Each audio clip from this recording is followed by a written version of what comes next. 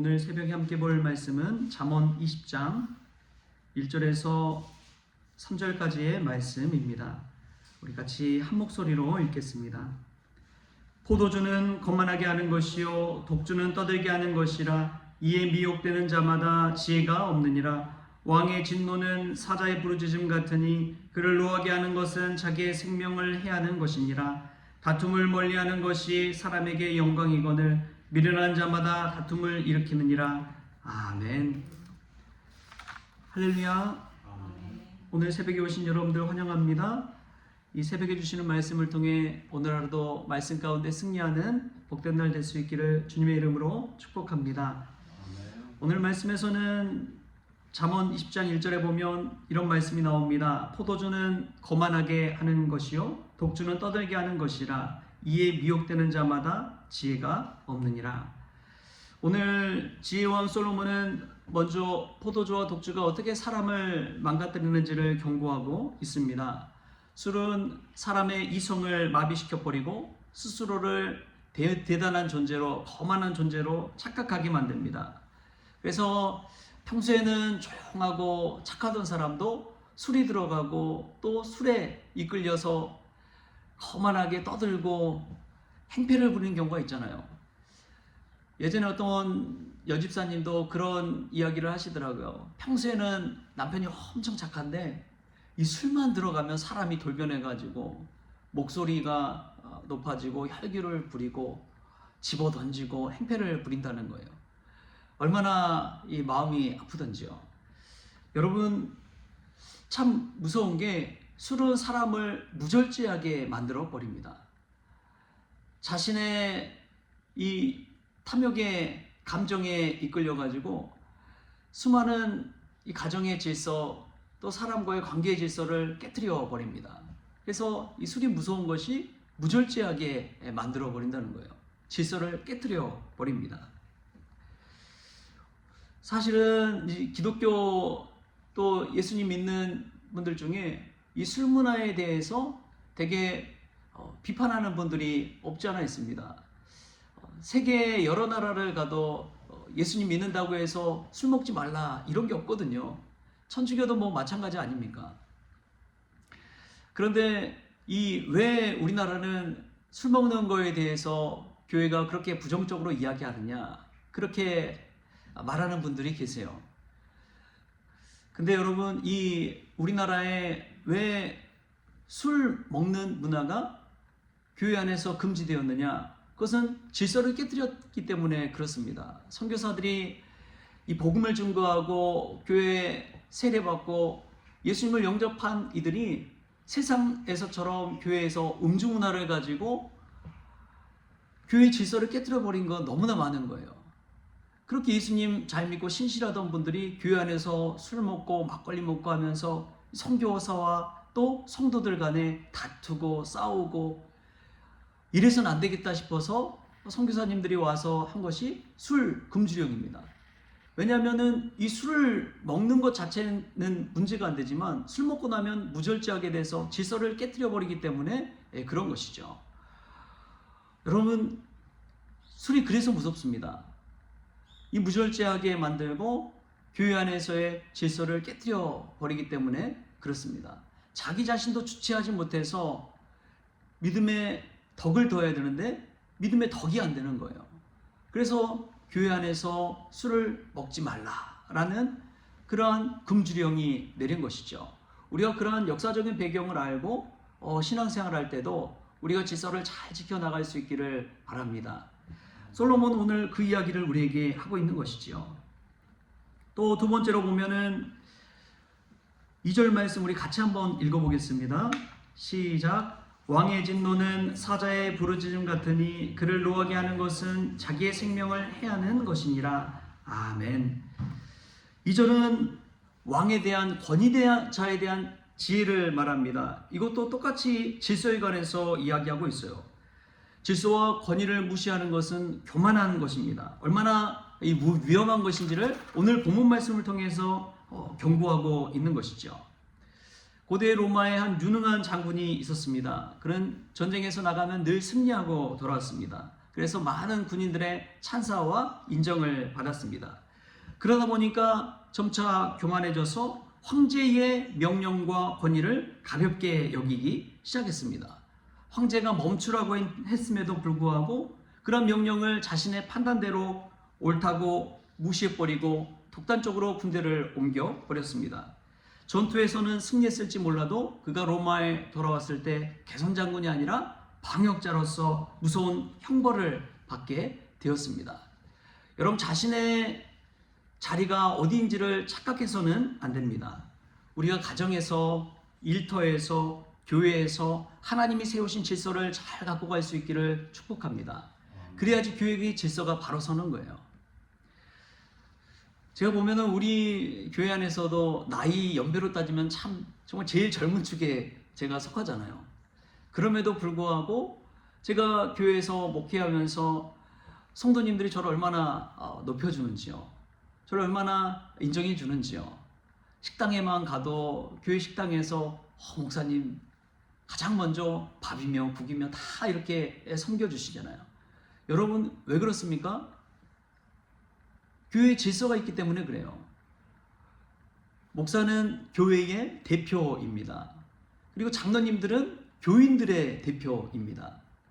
여러분, 대표자들은요, 그 대표의 자리에 앉는 순간 여러분들이 질서를 지켜줘야 돼요. 세상에서도 여러분, 우리나라 대표한 사람이 누굽니까? 대통령이잖아요. 대통령에게 함부로 할 수 있습니까? 없습니까? 함부로 할 수 없잖아요. 근데 참 중요한 것이 있습니다. 국민들이 대통령에 함부로 할 수도 없지만 대통령이 국민들을 함부로 해서도 안 돼요. 여러분, 그 질서를 우리가 오해하고 착각해서는 안 됩니다. 우리가 이것을 착각해 버릴 때 질서가 무너져 버려요. 여러분, 목사 스스로의 권위가 있습니까? 절대 그렇지 않습니다. 목사는 주의 종이기 때문에 권위가 있는 거예요. 하나님께서 주시는 권위가 있기 때문에 그런 것입니다. 그 말씀의 권위가 있기 때문에 세워지는 것이지 목사 자체가 권위가 있어서 그런 게 절대 아닙니다. 직분자 자체가 권위가 있는 것이 절대 아닙니다. 하나님께서 세워주시기 때문에 권위가 있는 것이지 인간 스스로가 잘나서 권위가 있는 것이 절대 아니에요.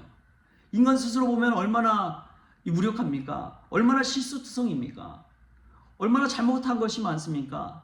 실수한 것이 한두 가지가 아닙니다. 그럼에도 불구하고 그 질서를 지켜주는 것은 하나님께서 세워주셨기 때문에 그런 것이죠. 여러분, 그 질서를 잘 지켜갈 때 덕이 되고 은혜가 되고 또 하나님의 질서가 든든히 세워질 줄 믿습니다. 여러분, 성경 말씀 읽으면서 이 사무엘 상하를 읽다 보면 사울과 다윗에 관해서 이야기를 읽게 됩니다. 이 사울 왕임에도 불구하고 덕이 안 되는 일들이 정말 많이 하잖아요. 그럼에도 불구하고 이 다윗이 사울 왕의 권위를 지켜줍니다. 여러분, 왜 그렇습니까? 하나님께서 그를 기름 부어 세워주셨기 때문에 그런 거예요. 하나님 때문에 다윗이 사울에게 칼을 대지 않은 것이지, 그를 지켜준 것이지, 사울 왕 자체만 보면은 얼마나 때리고 싶겠어요. 얼마나 밉게 보입니까? 전장에 나가서 승리하고 오고 고생은 다윗이 다 했는데 이 사울이 시기와 질투 때문에 다윗을 죽이려고 하잖아요. 자신은 고생해서 싸우고 승리하고 들어왔는데 자신을 해하려고 하는 그 사울 왕을 봤을 때 다윗이 인간적으로 얼마나 미웠을까요? 그럼에도 불구하고 그가 사울 왕을 해하지 않은 것은 하나님의 질서를 지키기 위해서 그런 것이지요. 여러분, 그 질서를 잘 지켜갈 수 있길 축복합니다. 가정 안에서도 마찬가지입니다. 남편과 아내를 존중하는 그 마음, 성경에도 나오잖아요. 남편에게 복종하라고, 아내를 사랑하라고. 서로가 누가 더 높고 낮은 존재가 아니에요. 서로 존경하고 높이라고 이야기합니다. 자기 자신을 스스로 높이려 하는 것 자체만큼 독단적이고 질서를 무너뜨리는 행위가 없어요. 내가 남편이니까 나에게 복종하라, 자신의 입으로 할 말이 아닙니다. 나를 따르라, 그러한 말은 예수님께 순종하며 나아가는 그런 성도들의 입술 가운데 주님을 따른다라는 고백이 나오는 것이지 스스로의 입술 가운데 나와서는 안 되는 것이죠. 우리가 하나님의 질서를 세워간다는 것이 무엇인지를 오늘 말씀을 통해 깨달을 수 있기를 바랍니다. 그리고 3절 말씀에서도 똑같이 질서에 관한 이야기입니다. 이 3절 말씀도 또 같이 한번 읽어볼까요? 다툼을 멀리하는 것이 사람에게 영광이거늘 미련한 자마다 다툼을 일으키느니라. 아멘. 여러분, 가정에서 세상에서 신나게 싸우더라도 교회 안에서는 다투지 마십시오. 교회 안에서는 절대 다투지 마십시오. 덕이 안 됩니다. 아무리 자신의 마음이 힘들고 어려워도 교회 안에서는 큰 소리 내지 마십시오. 하나님께서 기뻐하지 않으십니다. 예수님이 이 땅에 오신 이유가 무엇입니까? 화목하게 하기 위해서 오셨습니다. 화해시키기 위해서 오셨습니다. 하나님과 죄인인 우리의 관계를 화해시키기 위해서 예수님께서 오셨어요. 그 주님께서 화해시키다가 잘 안 되시니까, 자신의 힘으로 안 되시니까 십자가에 달려 우리를 대신해서 죽으셨습니다. 우리의 죄를 대신 지시고 죽으셨어요. 왜요? 화해시키기 위해서, 화목하라고. 교회는 주님의 몸 된 교회입니다. 예수님의 몸이에요. 예수님의 몸 안에서 다투면 되겠습니까? 안 되겠습니까? 서로가 높다고, 누가 크냐고 서로 다투선 안 되는 것입니다. 그래서 다툴 때에 질서가 깨트려져 버려요. 교회 안에 질서가 무너져 버립니다. 우리 주님께서 가장 싫어하는 것이 성도들 간에 다투는 거예요. 마귀가 가장 기뻐하는 것이 성도들이 다투는 것입니다. 여러분, 교회 안에서는 큰 소리 내지 마십시오. 대신 십자가 앞에서 기도하십시오.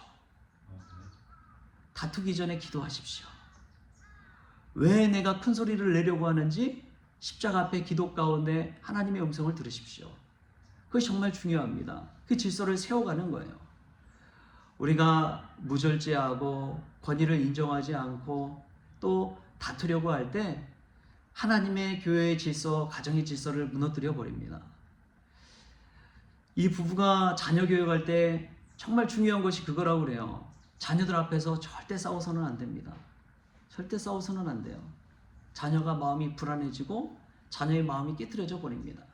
늘 불안 가운데 시달리다 보면 열등감을 얻게 되고, 나중에 자녀가 자라나서 마음에 큰 상처, 문제를 가지고 앉게 되는 것이죠. 그래서 다퉈서는 안 되는 것입니다. 할렐루야.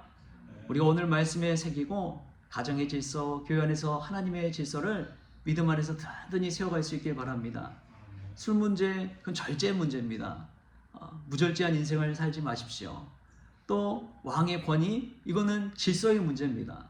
목사님, 장로님, 또 직분자들에게 하나님 주신 질서와 권위가 있습니다. 그것을 잘 지켜주십시오. 그리고 무엇보다도 다투지 마십시오. 교회 안에서, 가정 안에서 다툼을 통해 화해시키러 오신 예수님의 마음을 아프지 않게 하는 그러한 저와 여러분 될 수 있기를 좋으신 예수님의 이름으로 축원합니다.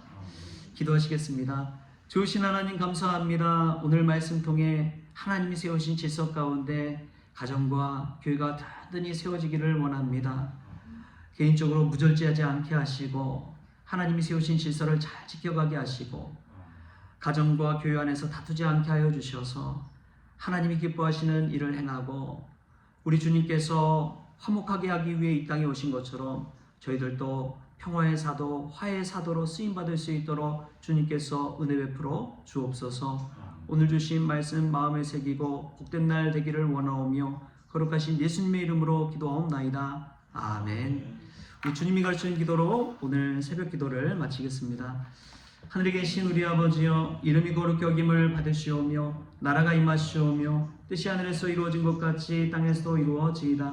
오늘 우리에게 일용할 양식을 주시옵고 우리가 우리에게 죄진 자를 사하여 준 것 같이 우리 죄를 사하여 주시옵고 우리를 시험에 들게 하지 마시옵고 다만 악에서 구하시옵소서. 나라와 권세와 영광이 아버지께 영원히 있사옵나이다. 아멘.